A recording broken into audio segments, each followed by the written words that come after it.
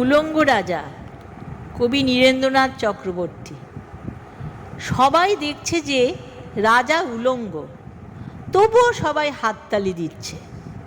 সবাই চেঁচিয়ে বলছে, সাবাস সাবাস।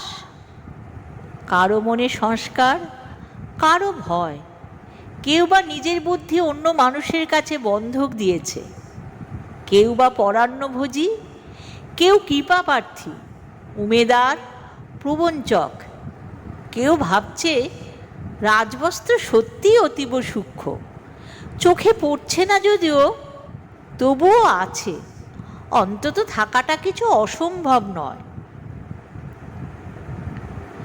গল্পটা সবাই জানে, কিন্তু সেই গল্পের ভিতরে শুধুই প্রশস্তি বাক্য উচ্চারক, কিছু আপাদমস্তক ভীতু, ফন্দিবাজ অথবা নির্বোধ স্তাবকই ছিল না, একটি শিশুও ছিল, সত্যবাদী, সরল, সাহসী একটি শিশু।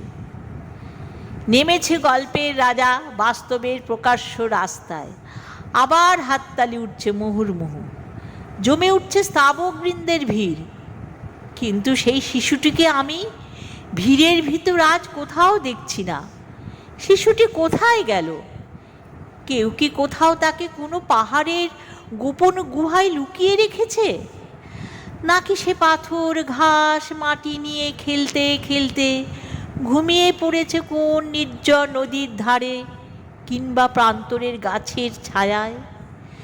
যাও, তাকে যেমন করেই হোক খুঁজে আনো। সে একবার এই উলঙ্গ রাজার সামনে নির্ভয়ে দাঁড়াক। সে হাততালি ঊর্ধ্বে গলা তুলে জিজ্ঞাসা করুক, রাজা, তোর কাপড় কোথায়? কবিতাটি ভালো লাগলে লাইক, শেয়ার ও সাবস্ক্রাইব করতে ভুলবেন না।